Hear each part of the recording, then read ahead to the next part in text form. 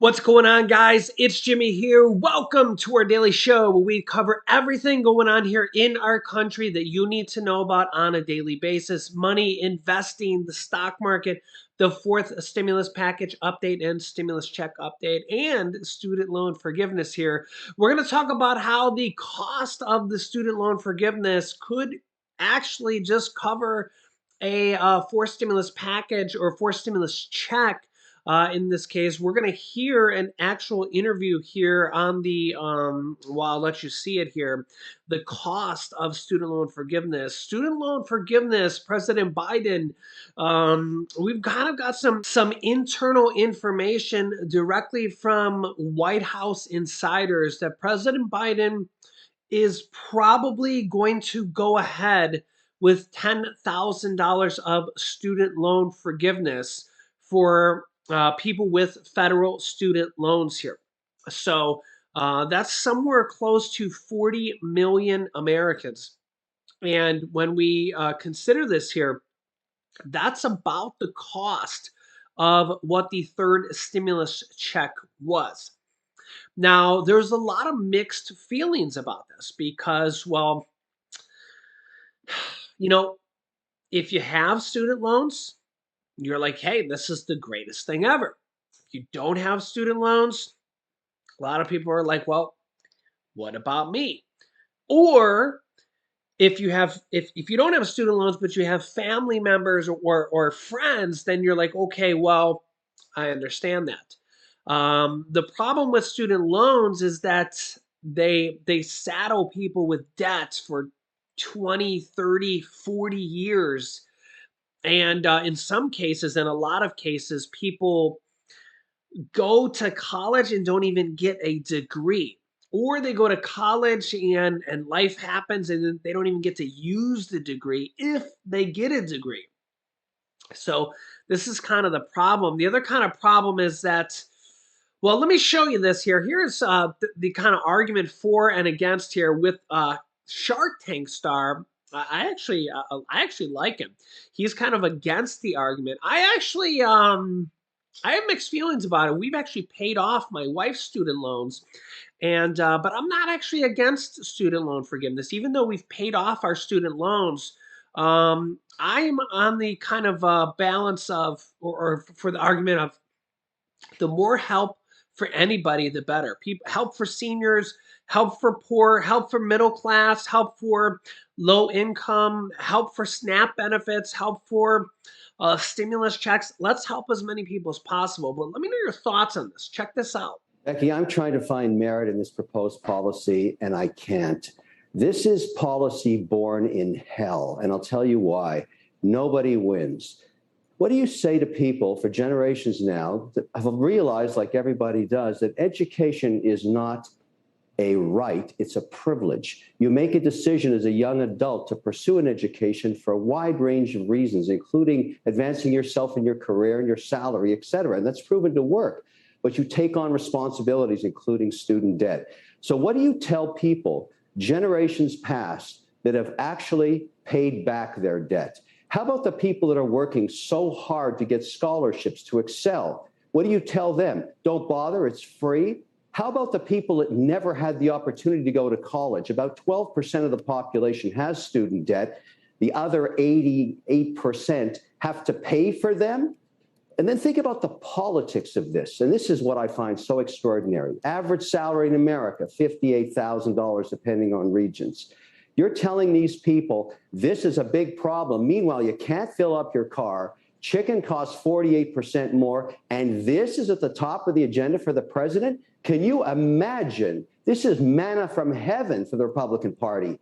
In all these tight races coming into the midterms, this is going to be the issue that they get to campaign on. Why would you do this? This is a really, really bad idea and brings into question, and I'll ask my good friend John that maybe he can help us. Who is advising Biden?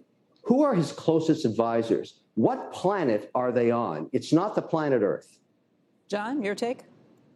Well, Kevin, good morning. You had your coffee. I love you, man. What you should tell the people who are asking, why should I pay for this? And I paid for this. You should tell them that their grandfather got it for free. It's called the GI Bill. That the white middle class came, and it was a white middle class because 98% of all the GI Bills unfortunately went to Caucasians. Blacks were left out.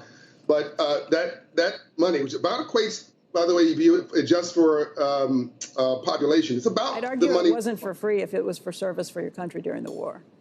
There you go. Well, we've had service for our country. The working class have been keeping us all in our homes Zooming for the last few years. This is a reinvesting in America. TARP wasn't just about managing a balance sheet, Kevin. It was about managing the psyche of this country. It was about managing Wall Street's expectation that the bottom wasn't falling out. And this last recent support through the Fed window, the same thing. This is about folks who are working class, who feel poor, who are middle class, who feel working class. And this actually cuts at the bottom. It says when prices are going up, here's one thing: $500 a month. By the way, is what $100,000 worth of student loan debt does to your paycheck out. This is something that actually the government can say, we're investing in you to boost your educational level, which will boost GDP. I'm actually sounding like a capitalist. You and I are the same here, Kevin. The best thing you can do is to invest in education and debt relief around education at the bottom of the pyramid right now. It needs to be done more surgically, Kevin. I'll give you that. It should be a rifle shot, not a shotgun. Meaning that only people at much lower income levels should be getting this, or meaning that much bigger numbers should go to people at the much lower income levels? The first thing, Becky. So a third of all of student loan debt is $35,000 or less. So if you do this at the bottom level, you're going to wipe out a third of all debt. And in some cases, all the debt, even including white rural communities and black and brown urban. Everybody's going to feel this because they're going to have this debt relief off their shoulders. Most of my clients don't finish college because of the debt and the cost. So this is sending a message of relief, actually, to those who got too much month at the end of their money. And so I think it needs to be compressed at the bottom of the pyramid, and by the way, the biggest folks building businesses right now, Becky, black folks. 38% pop in black-owned businesses in the last 2 years. They've left jobs that are dead end and go start a business. This frees people up more for that. This allows people, working class folks, to say, maybe I'll buy a home now for that $100,000. What's the down payment? 10 grand, Kevin. $10,000 is the down payment for the average. John, I can't get there. We just printed $4.5 trillion over the last 2.5 years. We have helped everybody. This has nothing to do with gender or race. It has to do with equity. It's simply not fair. This idea is un-American by any measure. Everybody's uncomfortable with this. I can't find anybody that likes this idea. And I know, and I'm guessing right now, within the White House, as they discuss this going into the midterms, somebody's going to say, Mr. President, let's punt this. This is a horrible idea. Let's deal with it on the other side. Imagine the membership of the Democratic Party fighting these races that are razor close and giving their competitor this manna from heaven. This is crazy. It's just politically insane. It's a kamikaze idea. Now is the wrong time for this. And by the way, there's never going to be a good time for this. This is un-American. There's no free money. That doesn't work this way. It's unfair to people that didn't go to college. You're asking people that never went to college to pay for this. It comes off their income tax. It's just wrong. Yeah, very, very, very different point of views there. The term when it comes to there's no free money, that's not really the case when it comes to the government, because the government prints their own money. They literally make their own money. So that's not the case when it actually comes to the U.S. government, because they make money. They literally produce it. So in the case of student loans, the federal government owns 95% of the federal student loans. All they're going to do, they're not even going to print money. They're just going to waive it. Yeah, they're just going to say, you no longer owe it to us. Yeah. Yeah. It's interesting how that works. And I mean, so the thing is that honestly, you could put me with with Kevin O'Leary or the other guy there, and I could argue either side. I truly could. Now, the interesting thought here is that what you could do is you could take that money and you could put a stimulus check out there instead, because it would cover everybody. And by everybody, we mean, of course, we know that stimulus checks don't quite cover everybody. They don't cover the rich. Not everybody gets a stimulus check. But in terms of everybody, it covers basically, who we're talking about, right? It's relatively around the same amount of money here.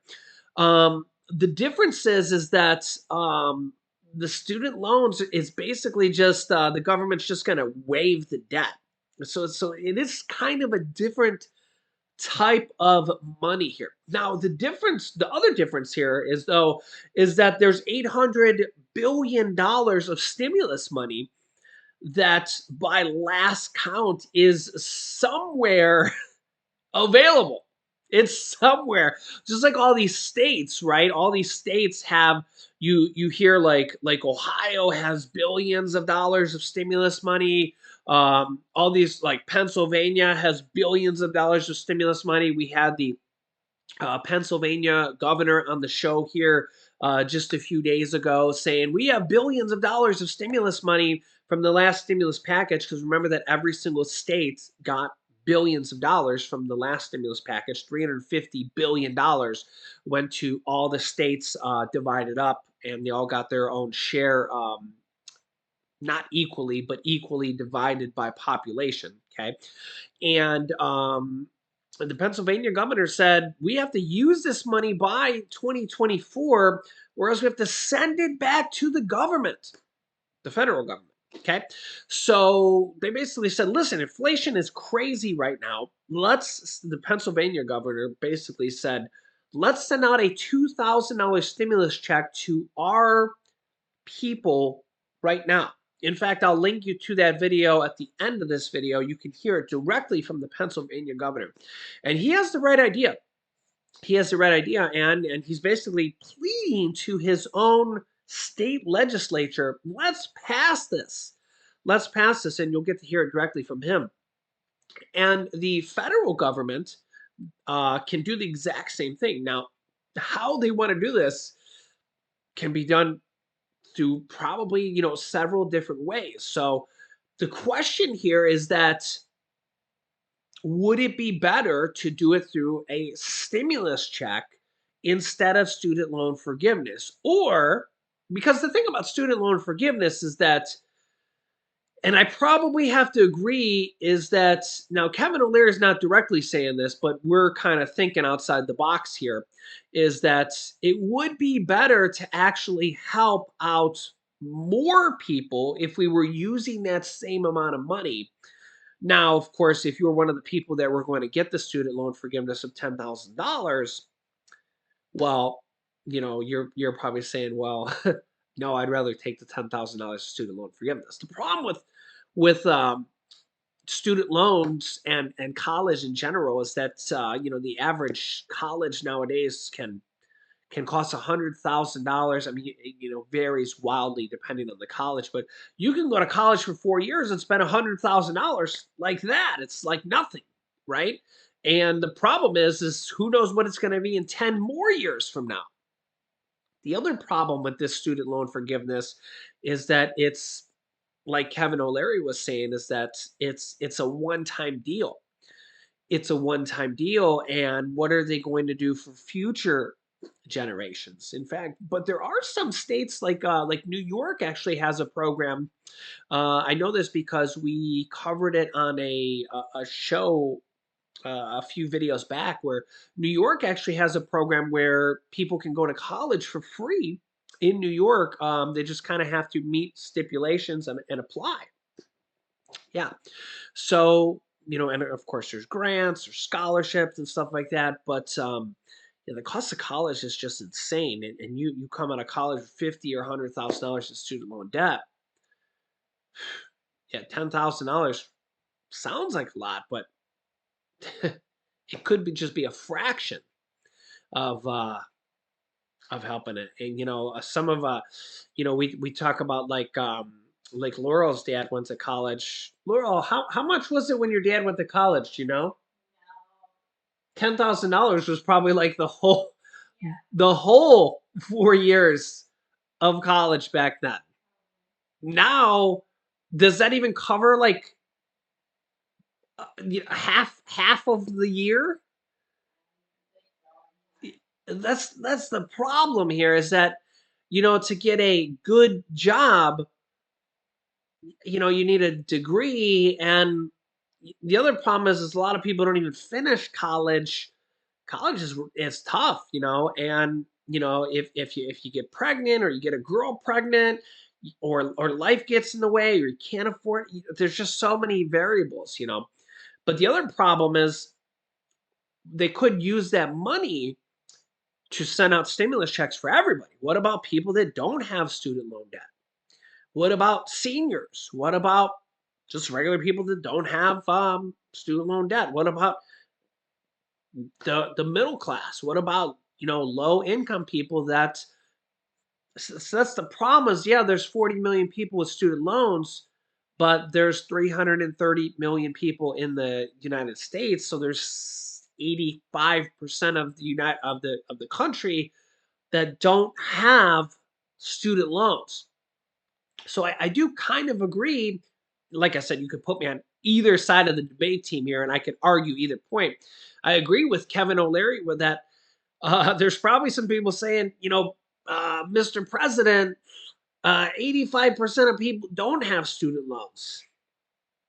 But personally, I think that as we're getting closer to the election, I see a lot of things on the horizon that are kind of starting to bubble up. I see this uh, student loan forgiveness for 40 million people.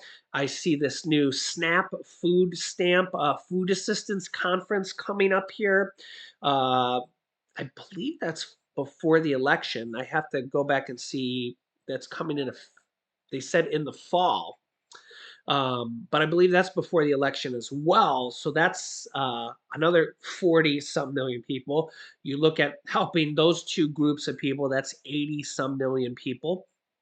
And again, if you can throw a stimulus check in there, or you can throw a stimulus package in there, reduce the cost of prescription drugs in there, or a reconciliation package in there.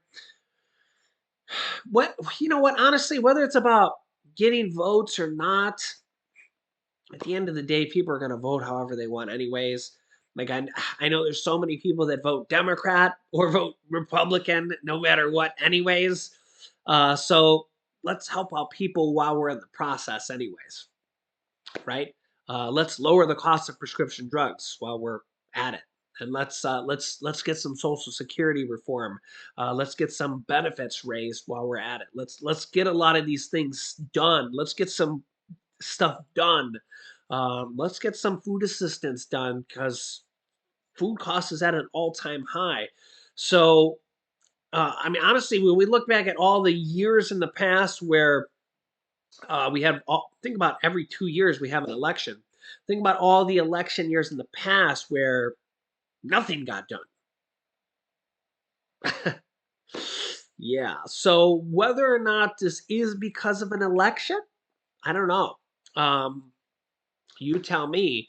But let's hope that things actually get done. Let's hope that people get some type of assistance here. Um, I don't know. We have had 3 stimulus checks during this pandemic. We have had rent assistance, mortgage assistance, utility assistance.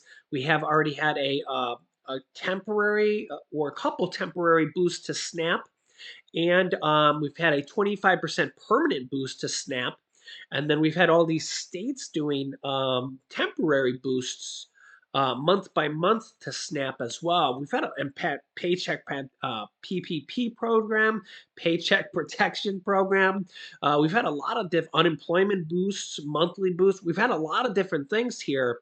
So if you kind of think about all these different things added up, it's really been a lot of different things. So, and by no means are we at the end. In fact, the SNAP benefit bonuses are still going on. We have the pandemic EBT bonuses going on. The new SNAP conference is going on, and yeah, and hopefully we'll see a lot more here. So I will keep you up to date here. And then really, we got all these states doing stimulus checks, tax rebate checks, whatever you want to call them here as well. So, and all these states have tons of money right now. So I will keep you up to date here with everything going on here in our country.